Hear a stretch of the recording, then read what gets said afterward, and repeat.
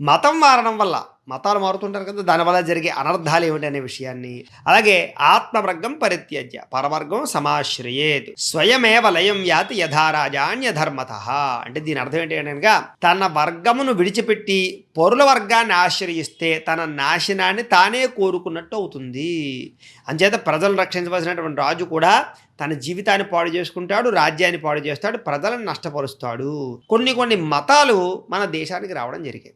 ఈ మతాలు వచ్చిన తర్వాత వాళ్ళు అనేక మంది ప్రజలని మార్చడం, రాజులను కూడా మార్చడం జరిగే ప్రయత్నాలు చేశారు. ఇతరుల యొక్క వర్గాన్ని అంటే మతాన్ని కూడా అర్థం చేసుకోవాలి. దాన్ని ఎప్పుడైతే మనం ఆశ్రయిస్తామో, మతాలు ఎప్పుడైతే మారతామో ఆటోమేటిక్‌గానే మనం మన నాశనాన్ని మనమే కోరుకుంటున్నాం. ఏం చేతన ఏంటంటే గనక మతపరమైనటువంటి విషయాలతోటి అనేక రకాలుగా మనల్ని మార్చి, అనేక రకాల ఆలయాలు బద్దలు కొట్టి, మన సంపదంతా కొల్లగొట్టి, ఇలా అనేక రకాల ఎంత నష్టపరచాలో అంత నష్టపరిచారు.